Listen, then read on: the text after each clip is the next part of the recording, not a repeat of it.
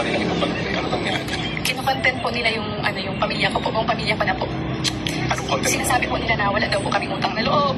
Tapos, mga ito po, Mga paninira. ang mga paninirang puri na po. Meron ka Kasi, bang screenshot ng mga post na to? meron po.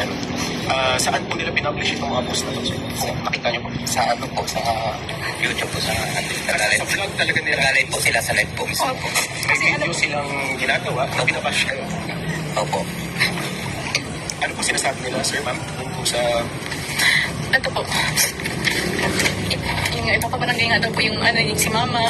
So, meron po kayo dito handwritten lang po, no? Pwede po ako magpakita pa ng video po. Hindi na lang din. Sige po. Okay po.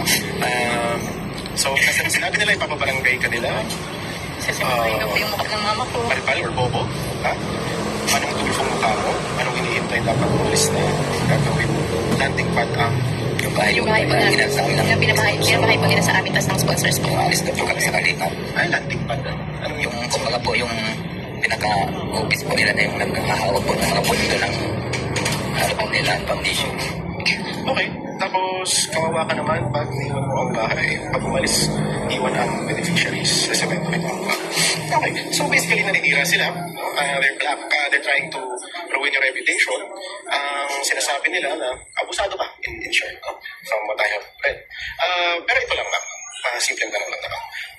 Titigil na kayo sa pag-vlog sa pagla-love team with Alfredo. Pero willing rin kayo umalis dun sa bahay. Opo.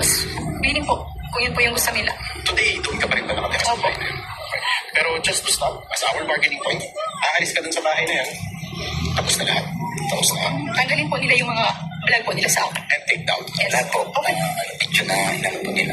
Sige. Tapos, hindi na po sir sila magkukuntin. Hindi na nila gagamitin yung picture namin sa mga ano nila, itatapon nila. Tapos, at po na reactor nilang hawag, huwag na po silang mag-ano sa amin. Sorry ma'am, and sir, sorry for curious lang kasi ako. Ano pangalan ng channel sa Si Ivan Santos Matugang po. Kalingap po. Siya po ang pinaka-found dyan ng Kalingap. Okay. Gusto ko lang kasi ako, sorry, galing abogado. Ayokong Hindi po pwede maging one-sided. Oo. Yes. So, kailangan ko makita kung ilang videos ba talaga, heavily featured ka ba talaga dito. So, sa first, Yung po, yung po. sa unang 5 pa lang, 2 beses ka na lumabas. Akala ko makikita ko si VNC dito. VNC, kumanta sa Our Tune Tandem. VNC, aalis na ba sa Kalinga? Kay Kalinga ko lang po yung sinasabi ko pong may 90 na po. Okay, so, simple lang, no? So, ginagamit ka nga talaga for content. No? In the same way na ako, all honesty, full transparency, and this may not be the opinion of the program. In the same way that we feature you sa programa ito, for isang episode lang naman, hindi ko gagawin 97 episodes. Pinifeature ka rin dito. Pinagkaiba lang, dito starring ka. Di ba? Hindi lumalabas ng 3-4 na video dito sa video stop niya na hindi ka lumalabas. At nakikita ko naman, based sa knowledge ko sa YouTube, yung minimum subscribers, lagpas na kayo, definitely monetized. Ito, no? Ginamit ang image and likeness mo sa batas kasi that's your property. It's your intellectual property, your image and likeness, yung itsura mo, yung pagsasalita mo, boses mo, everything. Property mo yun. At kung ginamit yun, you are entitled, of course, to full compensation o entitled ka sa kabayaran kapalit nito. Maliban kung, of course, may ibang usapan. Ay, may paninira. Ginagawa mo to freely. Di ba tulad dito, kinakausap kayo, voluntarily pa kayong gusto pumunta sa programa, ganyan. Dito walang ganun. Sinabi mo sa akin kanina. Wala, no? Walang formal na usapan. Wala po. Hindi mo sinabi na maaari nyo kung gamitan yung image and likeness ko. Only. Walang ganun. Wala po. Okay, sige. So, we can start our negotiations there. Kasi definitely, nag-benefit ka. Hindi ka tatanggi. Opo, yes Diba? po. And I don't think you're in a position. Grateful po ako sa mga sa kanila po. But at the same way, on your point, nag-beneficiary naman sila. So let's see how this goes. So, Sir Val, Matubang, magandang hapon po. Si Atty. Gareth Budat ng Rapid Tulfo in Action.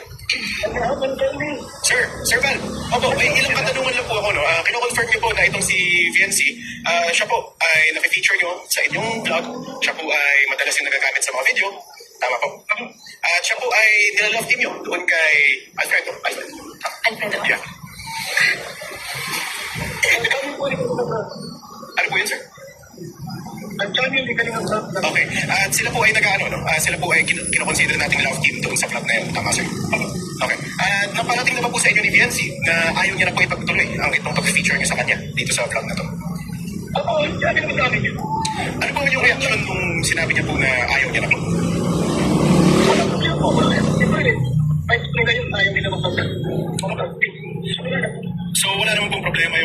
rights nila yun, so pwede na siya malayang tumigil dito nang walang consequence sa kanila.